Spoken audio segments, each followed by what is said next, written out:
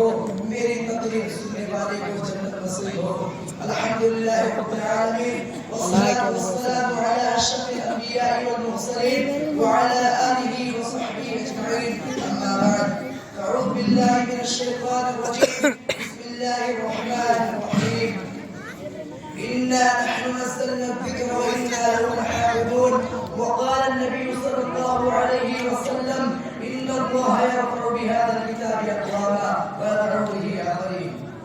محترم سامعین، حکم صاحبان، مشرق اور مربی اساتذہ کرام، باہر سے تشریف لائے ہوئے مہمان کرام قدر، عزیز ساتھیوں، آج کی اس مبارک بس میں جس موضوع پر میں روشنی ڈالنا چاہتا ہوں، میرا موضوع بیان ہے قرآن کریم سے مسلمانوں کی بڑھتی ہوئی دوری۔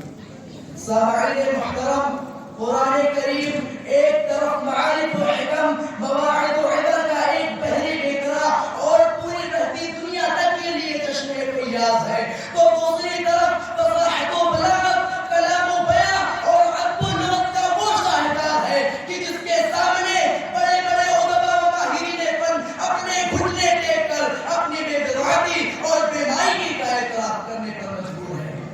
یہ اللہ کی وہ آخری اور انقلاب آخری کتاب ہے جسے اللہ تعالیٰ نے اپنے محبوب پیغمبر محمد صلی اللہ علیہ وسلم پر نازل فرمایا، اور دیگر آسمانی کتابوں کے برعکس اس کی حفاظت کی ذمہ داری خود لیتے ہوئے فرمایا انا نحن نزلنا الذکر وانا له لحافظون۔ یہ قرآن مجید کو ہم نے نازل کیا ہے اور ہم خود اس کے محافظ بھی ہیں۔ یہی وجہ ہے کہ 1400 سال پہلے جو قرآن تھا آج بھی ہم بحق وہی قرآن ہمارے ہاتھوں میں موجود ہے۔ یہی وہ کتاب ہے جسے اللہ تعالیٰ نے تمام انسانوں کے لیے ہدایت اور شفا بنایا ہے۔ شہیدا علیہم من انفسہم وجئنا بک شہیدا علی ہؤلاء ونزلنا علیک الکتاب تبیانا لکل شیء وہدی ورحمۃ وبشریٰ للمسلمین۔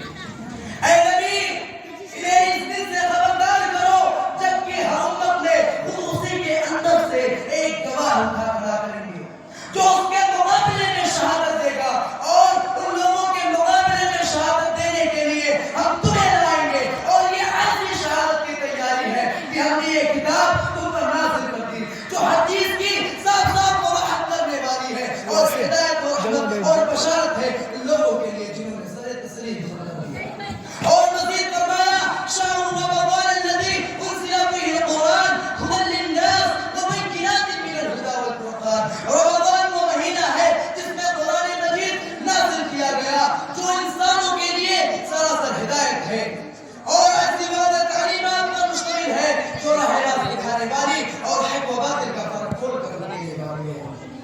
غور کیجیے میرے بھائی اور دوستو، اس آیت کریمہ کے اندر اللہ تعالیٰ نے قرآن کو ہدی للناس سے تعبیر کیا۔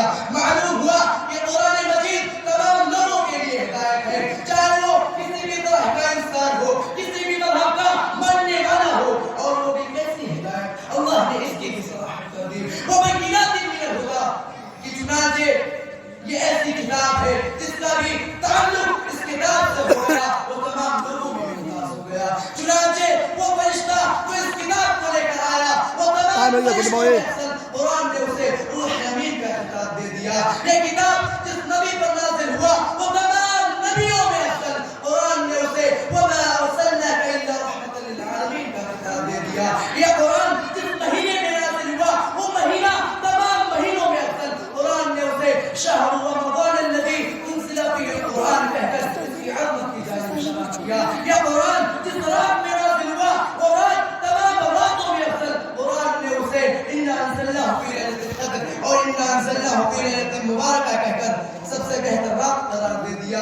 یہ قرآن جس امت پر نازل ہوا وہ امت آپ لوگ ہیں، امت محمدیہ۔ قرآن کہتا ہے کنتم خیر امت اخرجت للناس تأمرون بالمعروف وتؤمنون باللہ کہہ کر آپ لوگوں کو خیر امت کا خطاب دے دیا۔ لیکن افسوس کہ اتنی ساری فضیلتیں نگاہوں کے سامنے ہوتے ہوئے بھی آج مسلمانوں نے قرآن کو طاقت کی زین بنا دیا ہے اور قرآن کو بے فائدہ سمجھ لیا ہے، جبکہ اللہ تعالیٰ ارشاد فرماتا ہے ان هذا القرآن يهدي للتي هي اقوم۔ حقیقت تو یہ ہے کہ یہ قرآن وہ راہ دکھاتا ہے جو بالکل سیدھی ہے۔ قرآن کریم سے